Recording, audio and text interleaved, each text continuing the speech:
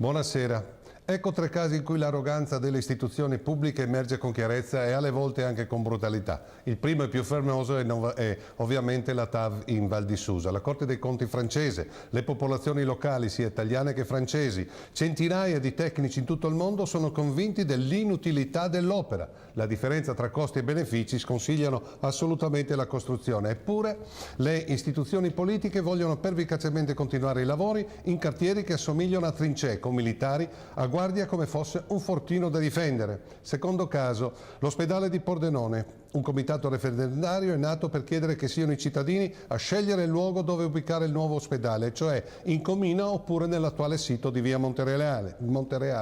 Le migliaia di firme già raccolte per chiedere questa consultazione popolare non convincono queste istituzioni politiche a chiamare i cittadini della provincia ad esprimersi sull'opera che inciderà profondamente sulla sanità pordenonese. Terzo e ultimo caso, la circonvallazione di San Vito al Tagliamento, un'opera indispensabile che dovrebbe togliere dalla città il traffico dei mezzi pesanti provenienti dalla zona industriale del Ponte Rosso e diretti al casello autostradale di Cimpello.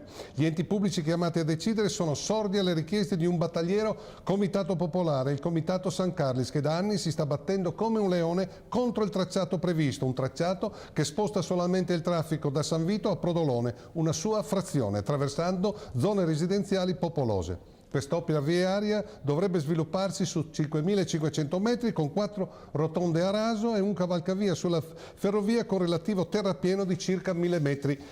Il costo previsto è di 24 milioni e mezzo, ma è sottostimato perché le previsioni parlano di un costo reale molto vicino ai 40 milioni di euro. Insomma, un'opera pubblica costosa e importante, ma che nasce sotto una cattiva stella. Il comitato San Carli sostiene che il tracciato previsto è un non senso e suggerisce di ritornare al vecchio progetto. Guardi un secondo solo, questo è il Papa, non so se... questo è il nuovo Papa, Papa Francesco I. Ed è padre Francesco I era un imperatore di Dacia, forse meglio solo Francesco.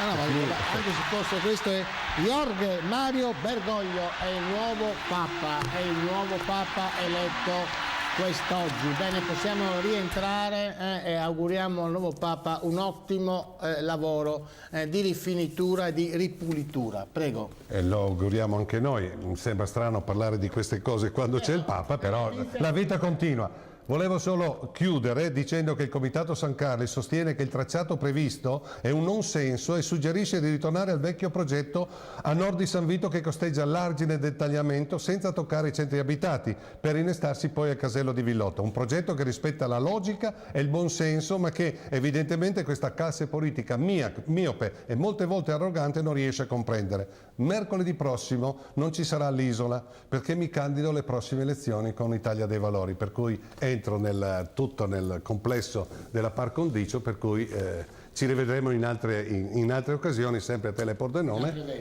in altre vesti. Grazie Nino Castellani. Allora, abbiamo insomma un TG rivoluzionato, 3 minuti di ritardo.